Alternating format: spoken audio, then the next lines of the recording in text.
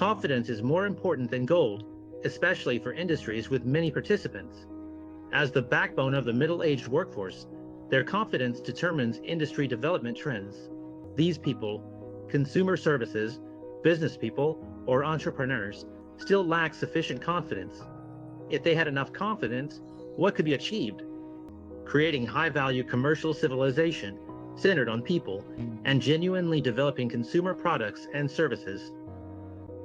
High-quality, affordable businesses, brands, services, and products. What does this require? It requires the spirit of craftsmanship. It truly also demands perseverance, as companies will often have to choose to do many things that are right but difficult, with high costs and not so great returns. The investment period is actually very long, and it takes a while for ordinary people to recognize it. Even when there are profits to be made, and you could earn more and faster, you still have to restrain yourself. This really goes against human nature, and things that go against human nature are always hard to do. But if you manage to do them, it's truly remarkable. Let's talk about a local supermarket in Luohe, Hunan. They've done a great job by focusing on being customer-centric, providing fully satisfying service to consumers, and prioritizing quality to offer good products and services. Thirdly, they only take a very modest profit margin, passing the benefits onto consumers and employees. They have truly put customers first and employees second. The boss comes third. With this business logic, strategy, and values, it's hard for outside competitors to beat them. What they're competing for is the dividend of winning people's hearts, and they create social welfare. Companies like this do face issues, but if you ask whether they lack confidence, they're quite confident. However, its growth is limited, and its development will be relatively slow because its profit margins are a bit lower. But on the other hand, it has its strengths as well. Its ability to survive is strong. If you look at China's chain service industries, most of the retail stores are like this. Many of them are losing money, and there are plenty that can't survive.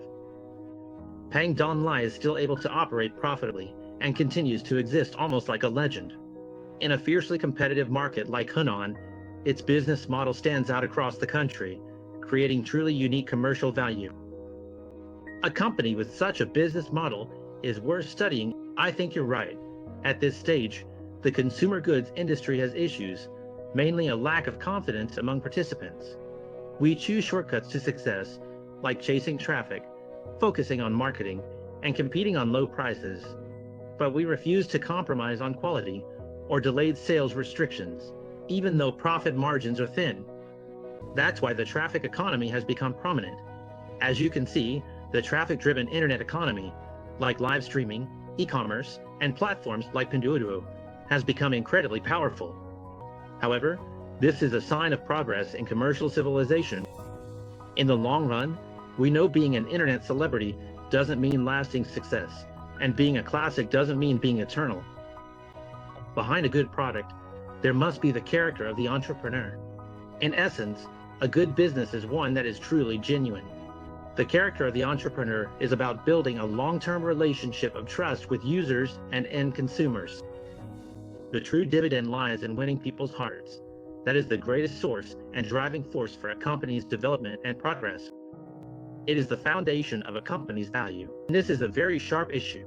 In fact, it comes down to insufficient information, lack of ability, and not being up to standard. We still have the mentality of wanting to take advantage of others, thinking that if we can get one round, that's enough. It's like the saying, if all you have is a hammer, everything looks like a nail. That's the logic here. True entrepreneurs, in my view, possess this ability. They dare to go against human nature, take risks, speak out and enjoy it, and do what is truly right. I think the boss of Pang Donglai is one such example. I also think the cosplay boss is another, and companies like Huawei represent this as well. If Huawei hadn't taken on the challenge, there wouldn't be a Huawei today. Because at that time, Huawei chose to delay gratification. They chose to invest heavily, while the returns were still far off and unseen. This choice made Huawei strong today. Continuous iteration of technology, powerful accumulation of expertise and patents, all achieved step by step. As we say in Chinese, when truly creating value, investing is easy, but knowing what to do is much easier than actually doing it. What does it mean? It's easy to talk about company development, but truly delaying gratification and achieving unity of knowledge and action is extremely difficult. But understand that achieving unity of knowledge and action, aligning your understanding with your practice, truly matters. Providing good products and services to consumers, achieving high quality and low prices, is rare. At its core, it is an altruistic endeavor, conducting business with a mindset of benefiting others. This is extremely difficult and represents a highly risky form of business civilization. It is also very difficult to sustain over time. This is high-level business competition